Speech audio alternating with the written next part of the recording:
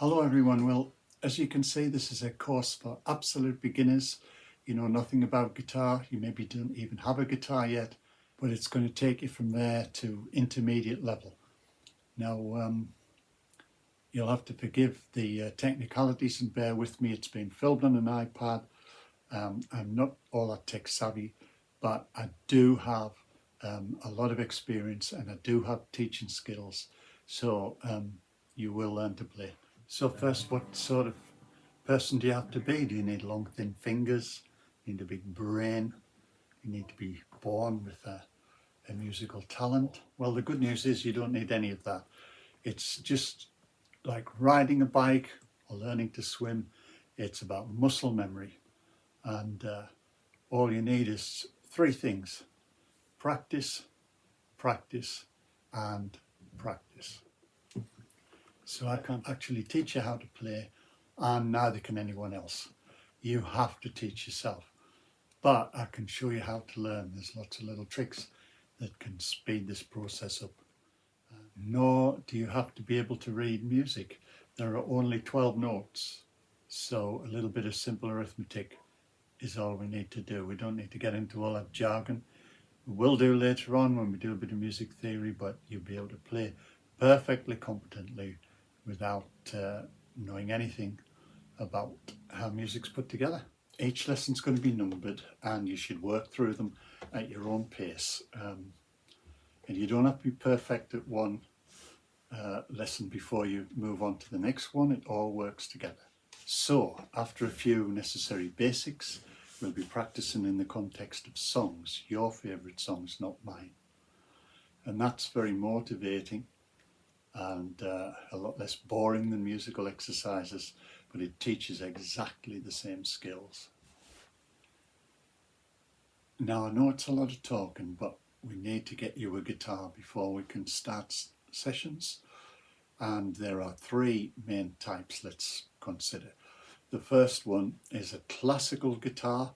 It's what most music shops will offer you if you ask for a cheap guitar, but it has nylon strings. This is not a classical guitar, I don't have one to show you, but these thin strings at the top will be made of a plastic feeling material. It has a really wide fingerboard. You'll need hands the size of bear's paws to get across it, and you should avoid it like the plague. It's not for popular music, it's for classical music and for Spanish flamenco music. Now, people buy these because they think, well, if I don't take to guitar, then at least I haven't wasted a lot of money. But that becomes a self-fulfilling prophecy, because you won't take to it because it doesn't sound right at all for the sort of thing that you want to play.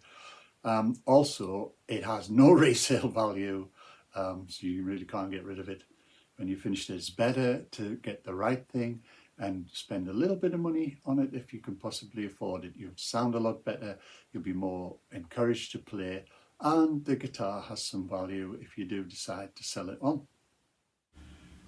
Now, you could decide to start with an electric guitar. It's got a nice thin body and a nice narrow fingerboard, although they are a little bit heavy to hold.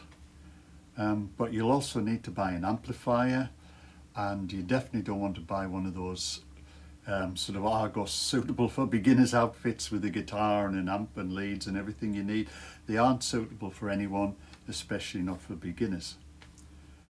Of course, you could always think about buying one second hand, but it'd be a good idea if you have a friend who knows about guitars, or you could message me on here and ask any questions you like.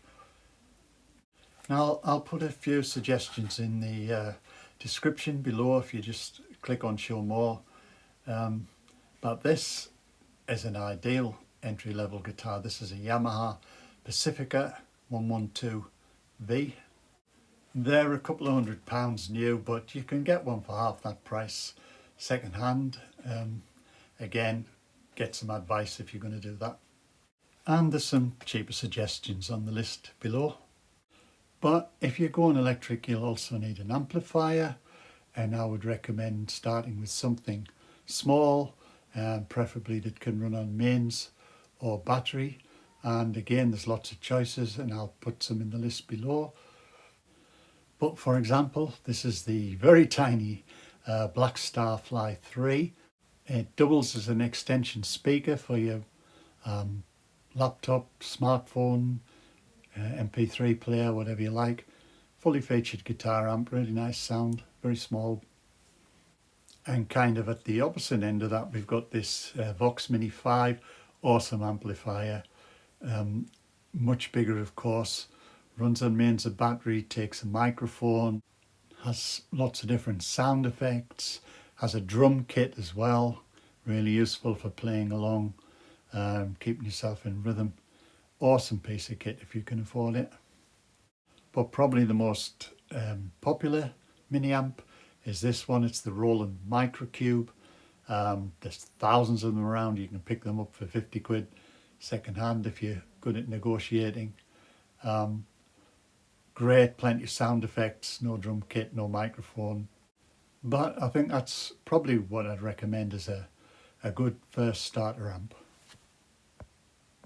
And more suggestions in the comments. However, I would recommend starting with an acoustic guitar with steel strings. These are going to be 90% of the stock in any guitar shop. This is what most of the music that you're listening to and you want to play is made on.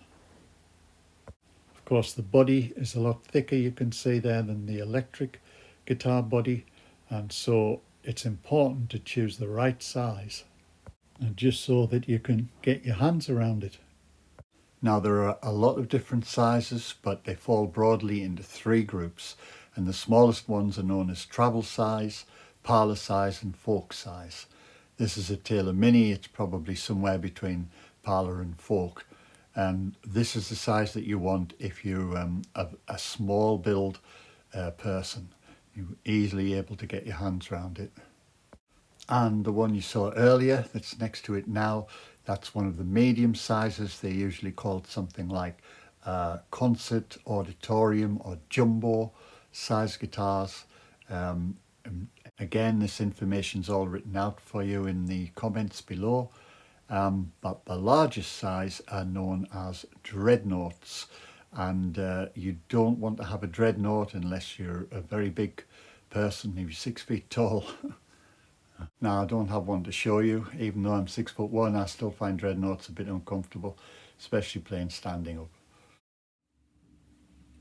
Now, just to finish, I would say I would advise don't buy a half size or a 3/4 size guitar, and don't buy a guitar that costs less than £100 new. In both cases, you'll find difficulty even getting them in tune.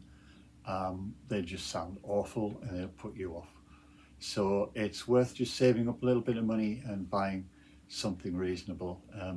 Unless again you're going to buy second hand, you need some advice, get it from a friend or ask me in the comments.